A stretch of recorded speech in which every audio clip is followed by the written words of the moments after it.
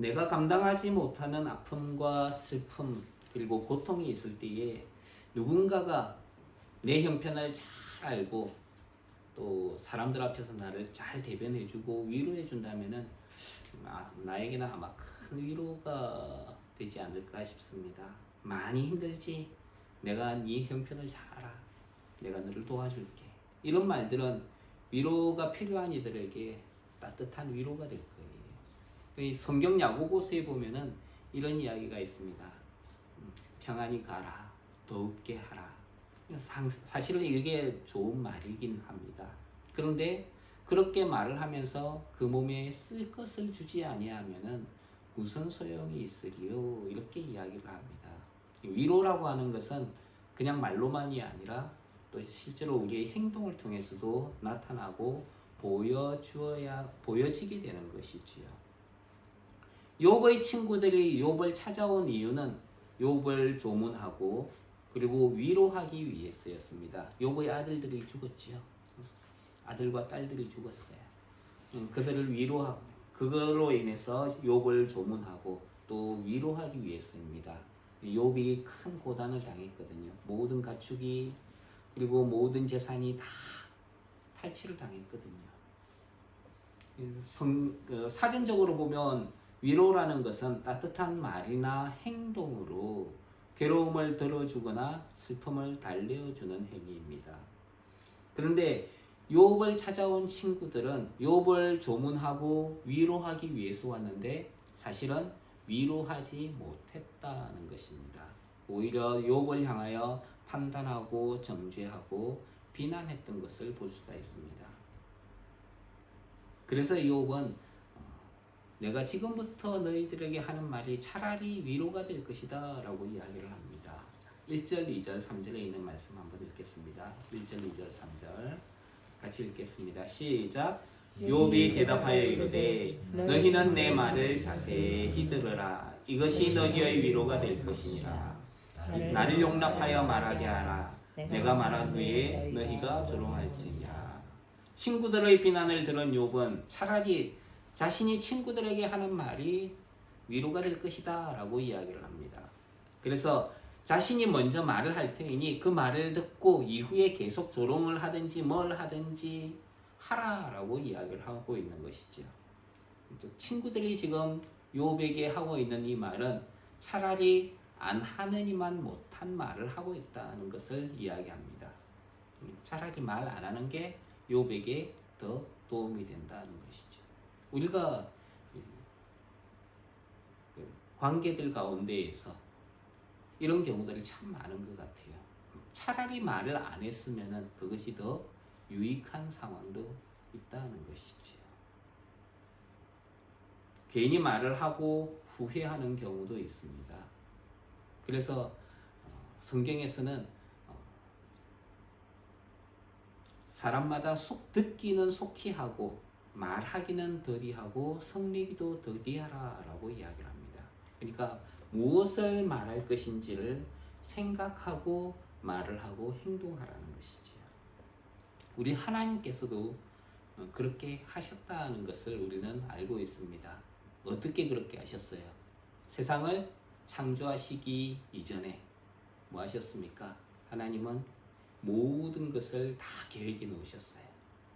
창세전에 우리로 하나님의 아들들로 예정하시고 그 아들의 형상이 되게끔 다 모든 것을 계획해 놓으신 거예요. 언제요? 창세전에 세상을 창조하시기 이전에 하나님이 모든 것을 다 계획해 놓으셨습니다.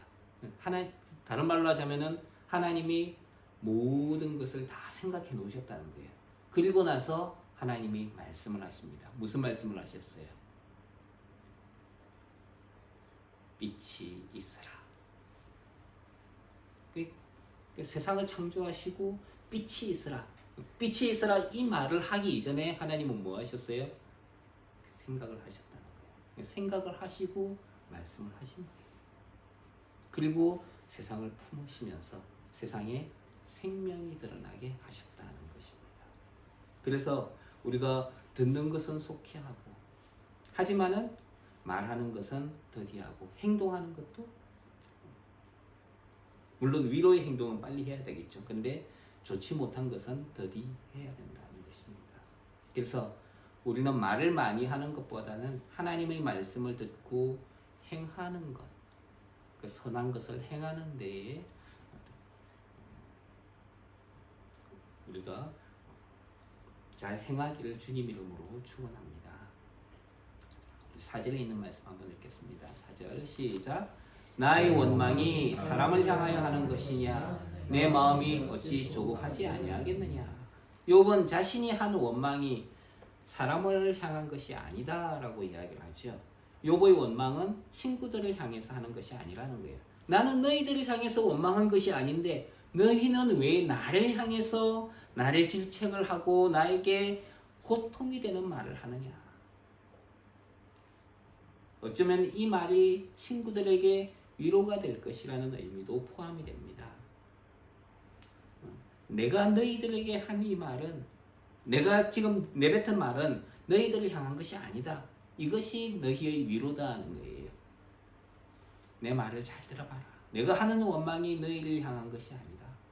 그렇기 때문에 이것이 너희들에게 조그마한 위로가 될 것이다. 너희가 이 사실을 알아줬으면 좋겠다. 너희들이 내 마음을 몰라주니까 내 마음이 조급하다라고 이야기하고 있는 것이죠. 사실 내 마음을 몰라줄 때 사람들이 가지는 마음은 억울함이에요. 억울함과 조급한 마음을 가지게 됩니다. 나는 사실 이런 의도로 이야기를 한 것이 아닌데 왜 그 사람은 내 마음을 몰라줄까? 왜 상황이 이상하게 돌아가는 것일까? 그래서 자기 상황을 다른 사람들에게 찾아가가지고 빨리 이야기하고 설명을 하고 싶은 거예요. 자초지종을 이야기하고 싶은 거예요. 내가 원하는 것은 원래 그런 것이 아니야.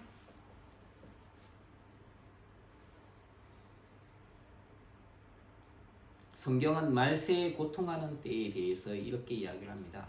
배반하여 팔며 조급하다라고 이야기를 합니다. 말세에 나타나는 현상 가운데 하나가 조급하다는 것이죠. 어떻습니까? 나의 행동을 한번 살펴보십시오.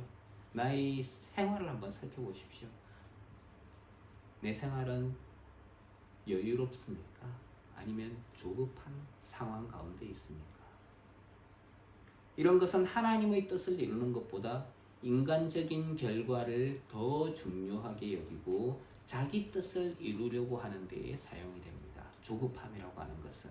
그래서 하나님은 우리에게 조급하지 말고 오래 참으라 라고 이야기를 하고 있다는 것이죠. 오래 참음이라고 하는 것은 성령의 열매 가운데 하나입니다.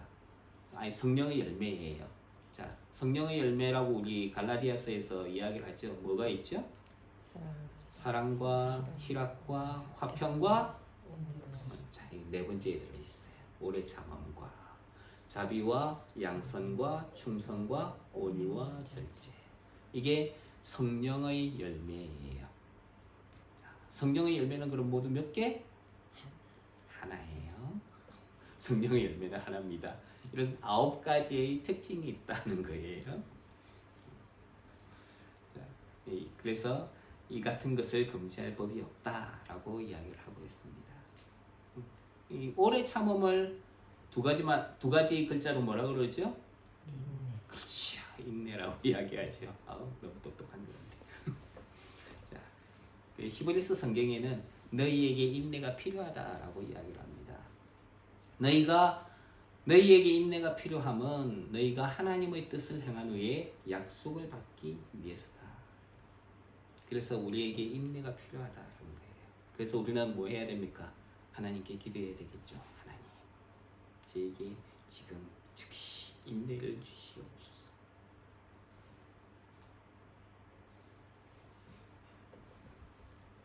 인내는 오래 참음이라 그랬어요. 주님은 하나님의 말씀이 뿌려진 좋은 땅의 사람들에게 착하고 좋은 마음으로 말씀을 듣고 지켜 인내로 결실한다라고 이야기를 합니다. 그러니까 인내라고 하는 것은 결실을 위해서 좋은 마음 바친 것이죠. 또 히브리서 성경에서는 이렇게 이야기했어요. 우리에게 구름같이 둘러싼 허다한 증인들이 있으니 모든 무거운 것과 얽매이기 쉬운 죄를 벗어버리고 인내로서 우리 앞에 당한 경주하라라고 우리에게 권면하고 있다는 거예요. 그래서 우리가 조급하지 아니하고 인내하는 마음을 가지고 인내로서 주님의 뜻을 이루는 하나님의 사람들로 살아가길 주님 이름으로 축원합니다. 5절 6절 한번 읽겠습니다. 시작. 너희가 나를 보면 놀라리라. 손으로 입을 가리리라. 내가 기억하기만 하여도 불안하고 두려움이 내 몸을 잡는구나. 너희는 나를 보고 놀라고 손으로 입을 가리라. 이 말은 욥이 지금 처한 그 상황이라고 하는 것이 아주 충격적이다 하는 것을 말해주고 있습니다. 너희가 내 형편을 본다면 너희도 충격받지 않았느냐? 자신의 인생에서 가장 슬프거나 암울했던 때는 언제입니까? 이런 질문 받아보신 적 있나요? 여러분은 여러분의 인생에서 가장 충격적이고 암울했고 가장 슬펐던 때는 언제입니까? 그러면은 이제 한번 생각해 보겠죠. 내가 언제 가장 슬프고 충격을 받았고 가장 고통스러운가? 그때가 언제입니까? 지금입니다. 누구나 자기에게 있어서 가장 괴로운 때를 떠올리라고 한다면 그리 유쾌하지는 않을 거예요. 욥은 자신의 고통이 임하던 때를 다시 떠올리기만 해도 그 고통 때문에 몸소리를 칠 정도다라고 이야기를 합니다. 기억하기만 해도 불안하고 두려움이 내 몸을 잡는다. 몸소리 찢어진다는 것이죠.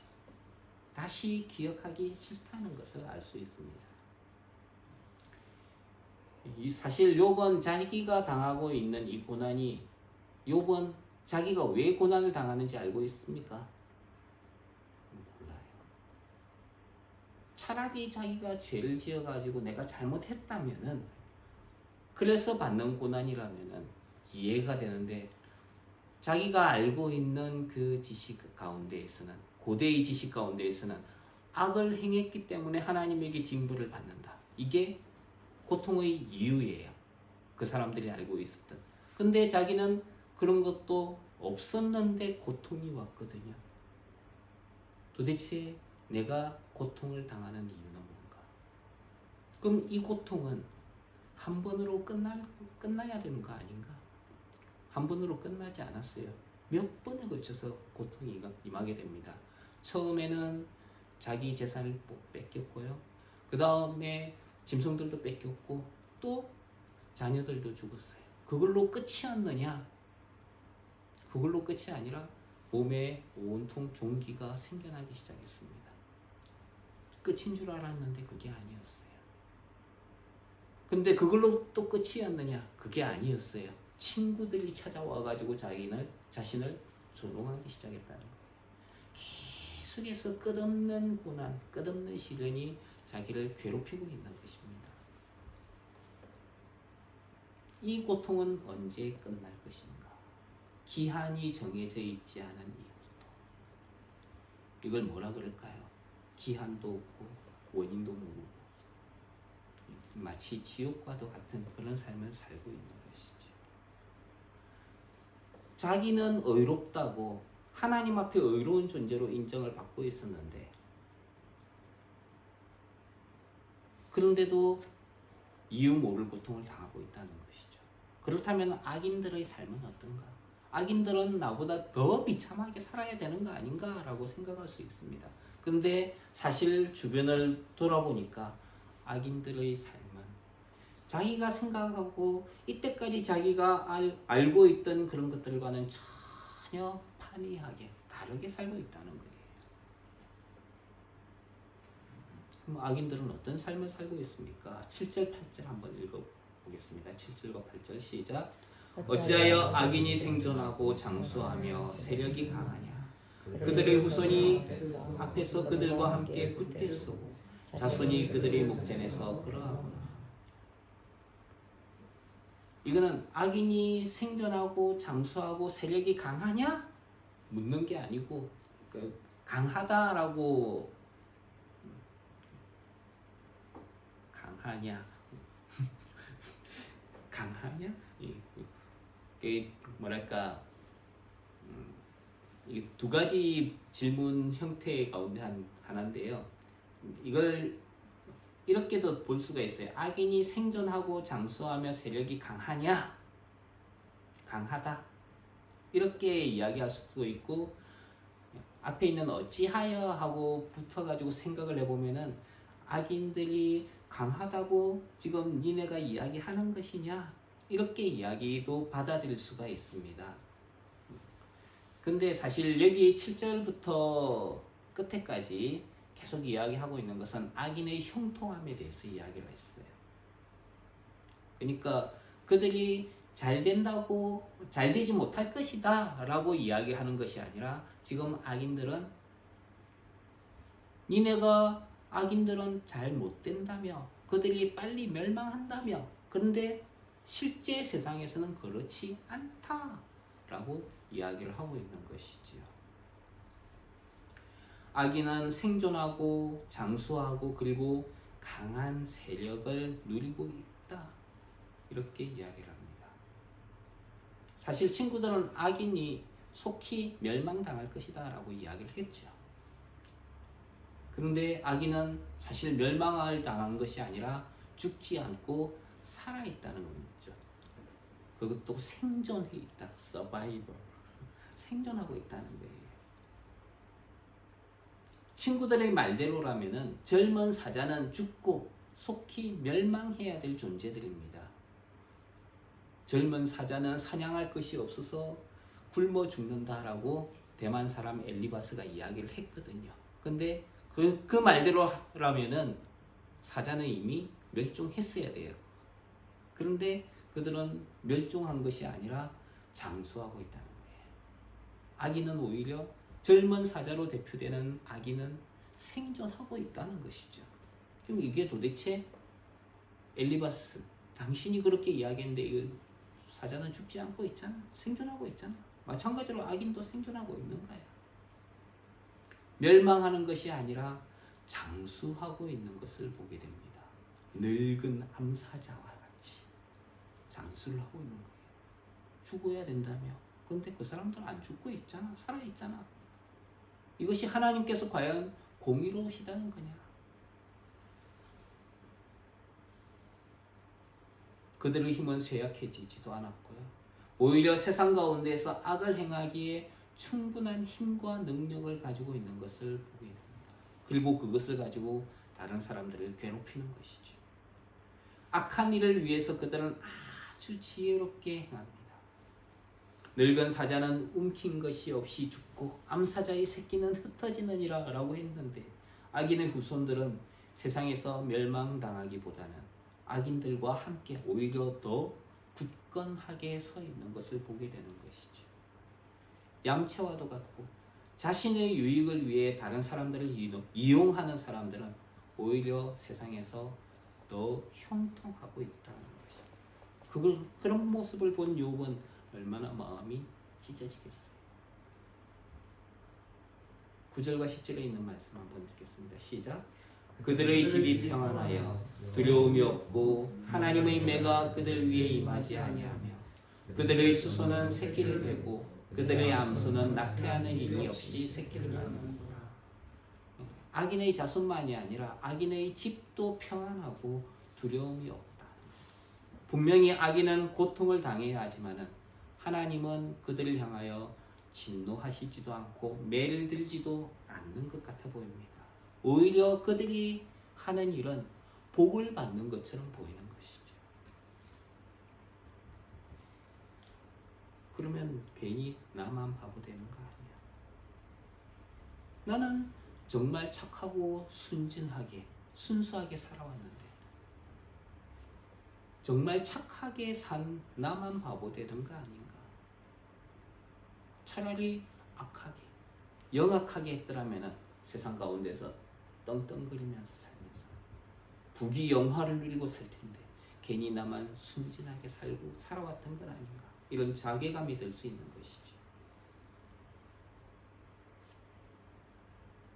나는 주의 입술의 말씀을 쫓아 스스로 삼가서 강포한 자의 길을 행치 않았고 나의 걸음이 주의 길을 굳게 지켰습니다 라는 인생을 살았어요. 하지만 나에게 일어나는 일은 세상의 복을 누릴 수 있는 것이 아니다 하는 거예요. 그럼 내가 말씀을 따라서 사는 것이 나에게 무슨 유익이 있겠는가? 이런 형편에서 다윗은 이런 노래를 하였습니다. 여호와여, 금생에서 저희 분깃을 받은 세상 사람에게서 나를 주의 손으로 구원하소서. 그는 주의 제물로 배를 채우심을 입고 자녀로 만족하고 그 남은 산업을 그 어린아이들에게 유전하는 자니이다. 그런 사람들에게서 나를 건져주십시오. 세상 속에서 복을 받고 거기에서 부귀 영화를 누리는 자들로부터 나를 보호하여 주십시오. 나는 의로운 중에 주의 얼굴을 볼 것입니다. 깰 때에 주의 형상으로 만족할 것입니다. 다윗이 여기에서 무엇을 바라보고 있습니까? 금생에서 누리는 행복을 바라보는 것이 아니라는 거예요. 무엇을 바라보고 있어요? 내가 깨어날 때, 죽었다가 살아날 때, 이 세상이 아니라 금세 끝나버릴 이 세상이 아니라 하나님께서 주시는 영원한 기업을 바라는 것을 여기에서 볼 수가 있습니다. 우리 세상은, 우리가 바라보는 세상은 이 세상이 다가 아니죠. 우리는 이 세상에서 영원히 살 사람들이 아니죠. 우리는 영원한 하늘의 복을 바라고 살아가는 사람들입니다. 비록 세상에서 우리가 누리지 못하는 것들이 많지만 이로 인해서 낙담하지 말고 우리는 하나님께서 주시는 소망을 바라며 살아가야 하는 사람들이라는 거예요. 그래서 주님을 소망하며 믿음으로 살아갈 때 주님의 얼굴을 우리는 보게 될 것입니다. 그리고 그 주님의 형상을 보며 만족하게 될 거예요. 그날을 바라며 살아가는 저와 여러분이 되길 주님 이름으로 축원합니다. 11절로 13절에 있는 말씀 읽겠습니다. 시작.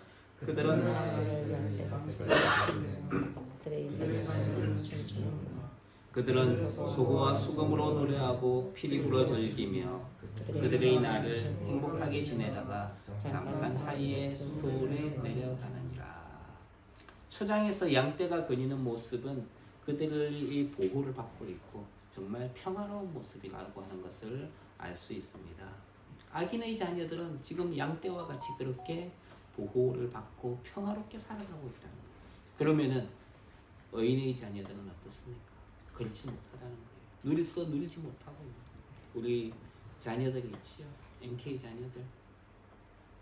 한국에 가면 어떨까요? 행복하게 잘 살까요? 세상 사람들이 누리는 건 못 누리고 살아갑니다. 알고 있어요. 춤을 추며 노래하고 피리를 분다. 음악과 악기를 연주하는 것을 보게 됐죠. 악인의 자녀들은 춤을 추고 노래하고 피리를 불며 즐긴다는 거예요. 오늘날로 하자면은 클럽 같은 곳에 가가지고 인생을 즐기는 거예요. 그러다가 고통도 없이 그냥 죽는다라고 이야기를 합니다.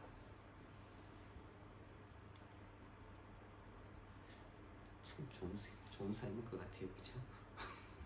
자, 14절로 16절에 있는 말씀 읽겠습니다. 시작.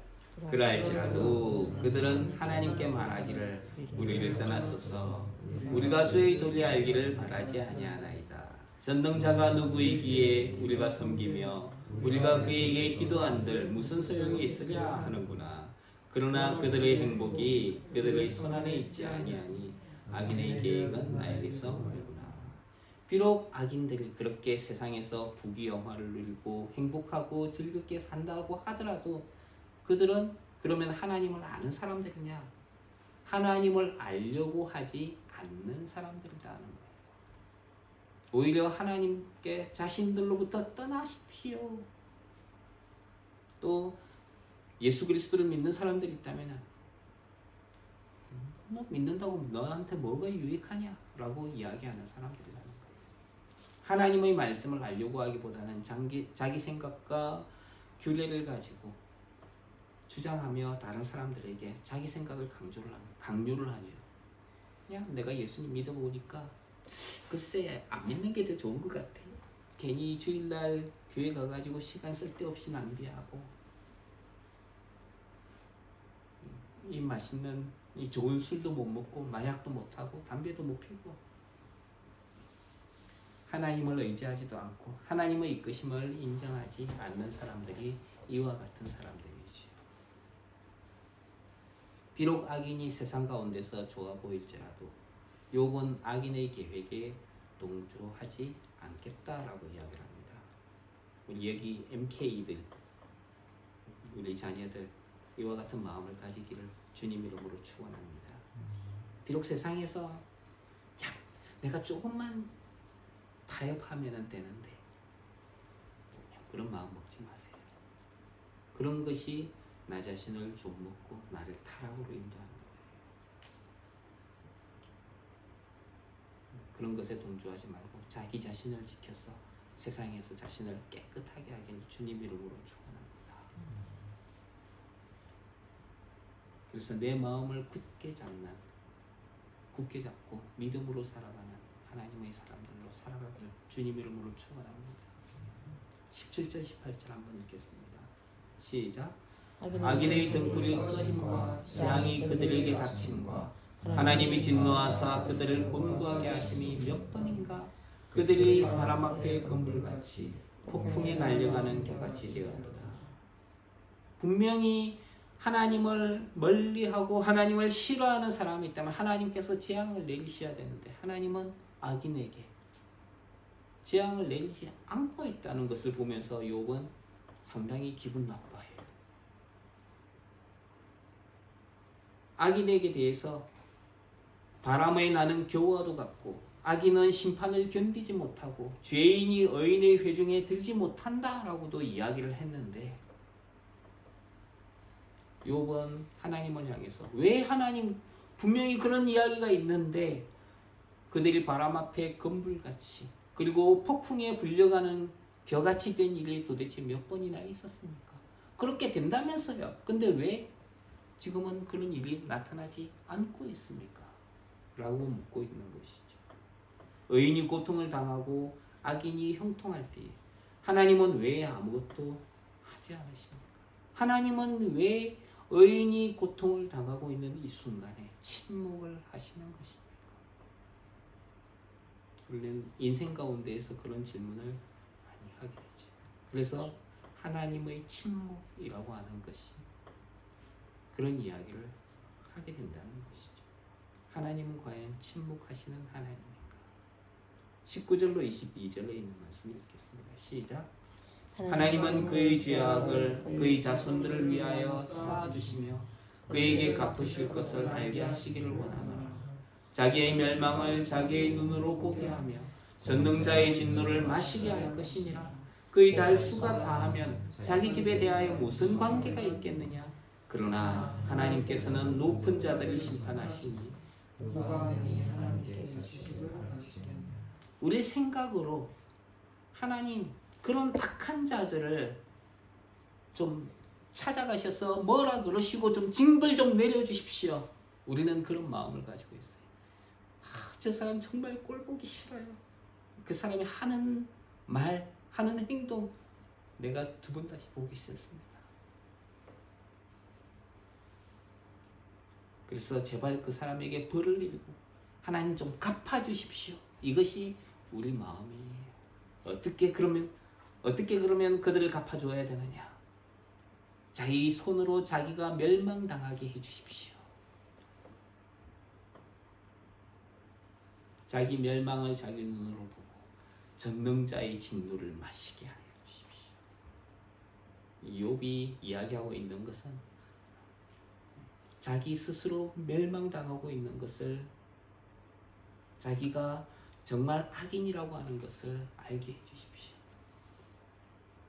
스스로 파멸의 길을 가게 해주십시오. 내 생각대로 그 악인이 멸망하기를 원하는 것입니다. 욥은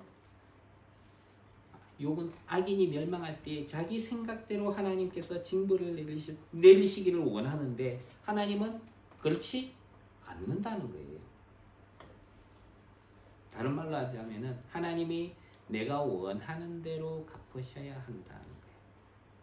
내 생각대로 하나님이 갚아주셔야 되는데 하나님은 내 생각대로 갚으시지도 않고 그냥 내버려 두고 간다.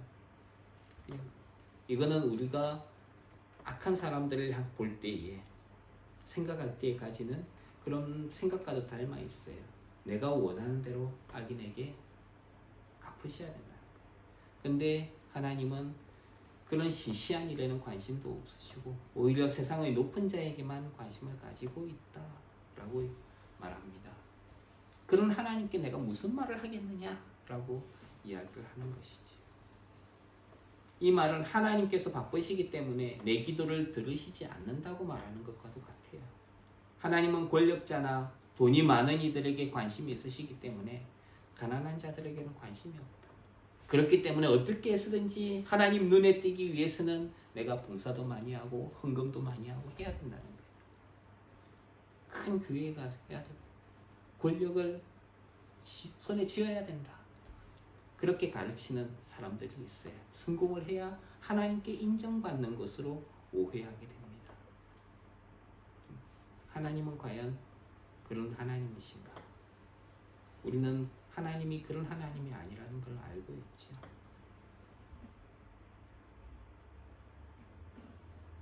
우리가 하나님을 오해하지 않게 되기를 주님 이름으로 축원합니다. 23절로 26절 같이 읽겠습니다. 시작. 어떤 사람은 죽도록 기운이 충실하여 안전하며 평안하고 그의 그릇에는 젖이 가득하고 그의 웃음이 유득하고 어떤 사람은 마음에 고통을 품고 죽음으로 행복을 맛보지 못하는도다. 이 둘이 매 한 가지로 흙 속에 눕고 그들 위에 구덩이가 덮이는구나. 세상에는 세 종류의 사람이 있다고 엊그제 누가 이야기를 하더라고요. 첫 번째는 숫자를 셀 줄 아는 사람, 두 번째는 숫자를 못 세는 사람. 네.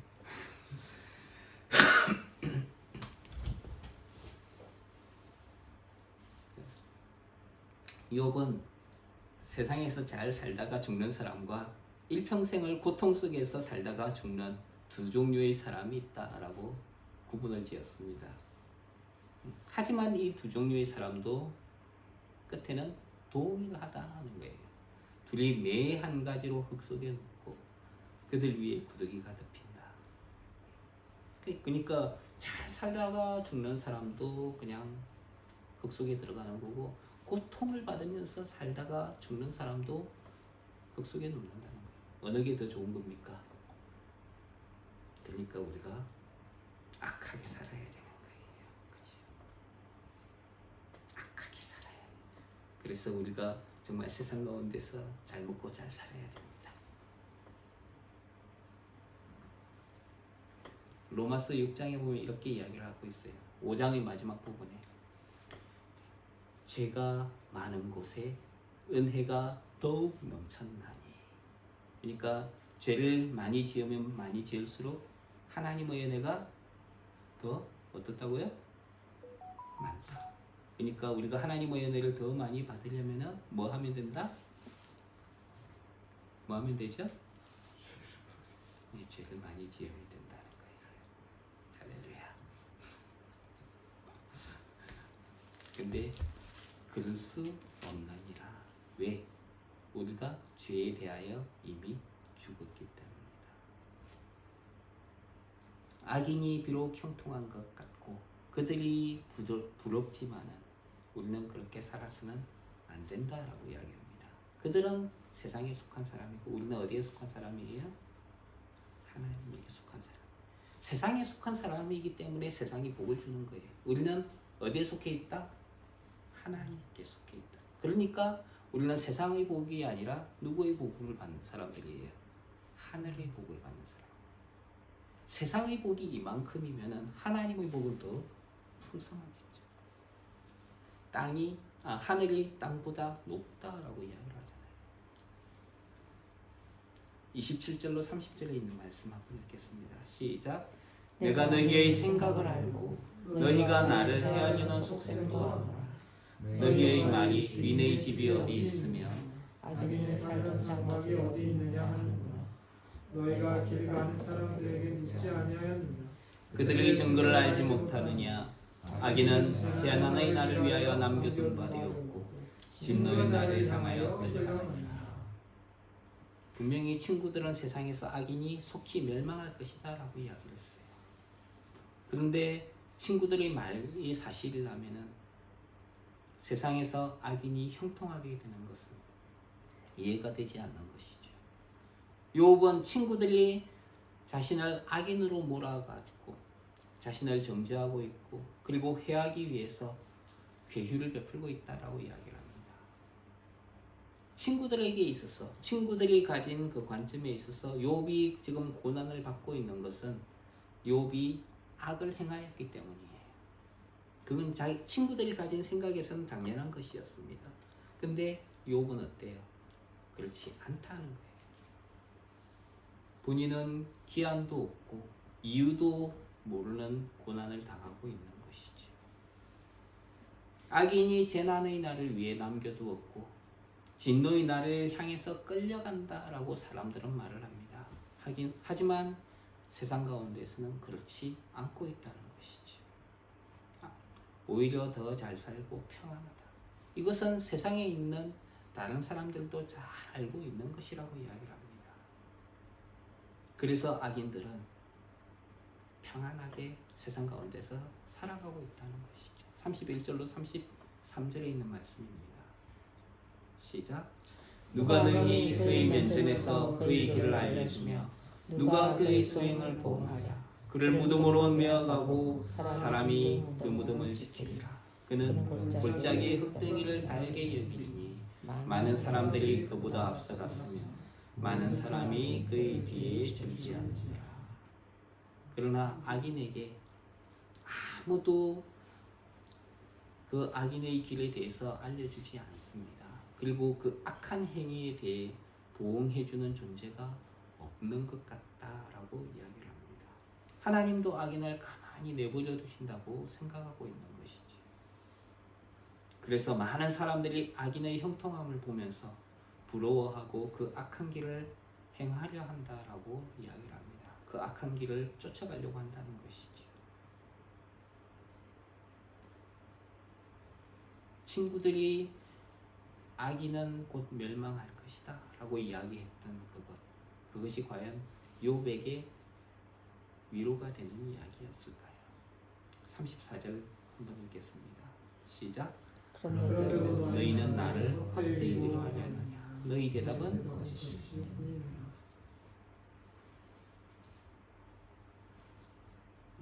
욥은 친구들이 하는 말이 위로가 아니라 거짓된 말뿐이라고 이야기를 합니다.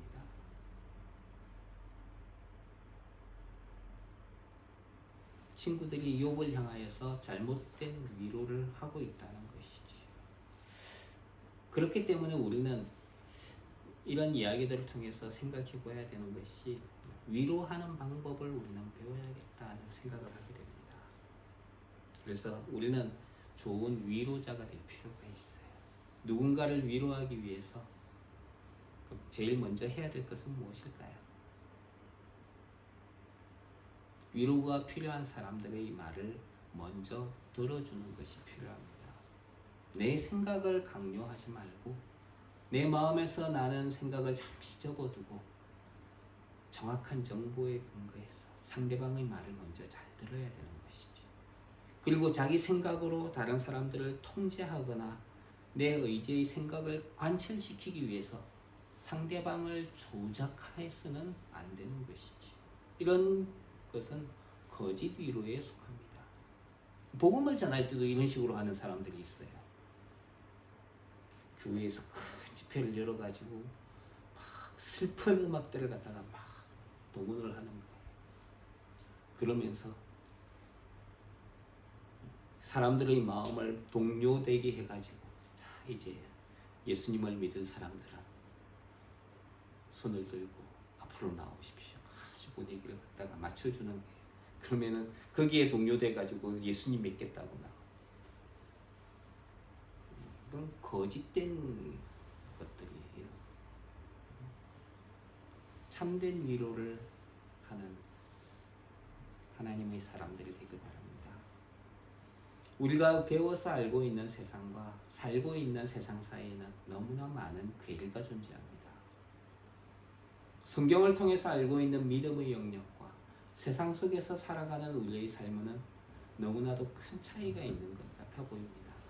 지식은 지식으로만 존재하고 사는 것은 전혀 다른 삶을 살아야 할 것 같습니다. 가끔씩 한국으로 간 MK들의 이야기를 들어보면은 회사에서 술 마시라고 하면은 따라 마셔요. 어떤 사람은 안 마시는데 MK라고 하면서 그걸 마셔요. 교회 가자라고 하면은 교회 가는 사람을 오히려 핍박하는 사람들도 있습니다. 지식은 지식으로만 존재하고 사는 것은 전혀 다른 삶을 사는 것이지. 하나님의 약속으로 말미암아 가나안 땅의 실과를 보면서 기뻐하지만 세상이 말하는 우리는 스스로 보기에도 메뚜기 같으니 그들이 보기에도 우리가 메뚜기처럼 보였을 것이다. 이렇게 말하면서 불평과 불만 가득한 말을 하고 스스로 위축된 삶을 살아갑니다. 세상은 거짓된 말로 나에게 오면 세상은 거짓된 말로 나에게 오면 내가 너희의 위로자가 되어주겠다라고 이야기를 합니다. 우리의 진정한 위로는 어디에 있습니까? 다시 한번 생각하십시오. 우리는 세상에 속한 자가 아니라 어디에 속한 자다? 하나님에게 속한 자다. 성경은 우리에게 있는 대제사장은 우리 연약함을 체휼하지 아니하는 자가 아니요 모든 일에 우리와 한결같이 시험을 받은 자로 돼 죄는 없으시니라 라고 이야기합니다. 우리를 잘 아시는 분이라는 거죠. 우리에게 있는 대제사장. 이분이 누굽니까? 예수 그리스도시죠. 예수님께서 이렇게 이야기하셨습니다. 애통하는 자는 복이 있나니 저희가 위로를 받을 것이다. 우리가 위로하기를 원한다면 주님의 마음으로 위로하길 바랍니다. 또 주님은 나를 인하여 너희를 욕하고 핍박하고 거짓으로 너희를 거스려 모든 악한 말을 하는 것으로 인해서 애통하는 자에게 복이 있다라고 이야기합니다. 주님 때문에 여러분들이 애통하는 사람들이라면 하나님께서 여러분들에게 위로해 주실 거예요. 세상을 살아가면서 주님으로 인해서 애통하는 사람들 되길 바랍니다. 주님의 말씀 때문에 하나님 주님의 말씀으로 인하여서 내가 세상 가운데서 고통을 받고 있습니다. 하나님께서 여러분을 찾아오셔서 위로해 주실 거예요. 그리고 그 은혜로 채워주실 것입니다. 그 주님의 위로가 여러분들의 평생의 삶 가운데 함께 하시기를 주님 이름으로 축원합니다. 기도하겠습니다. 하나님, 우리가 주님에게 속한 위로자로 그리고 세상에 속한 자가 아니라 하나님께 속한 자로 이 땅 가운데 살아가며 주님의 위로를 전하는 사람들이 되게 하여 주시옵소서. 예수님 이름으로 기도합니다.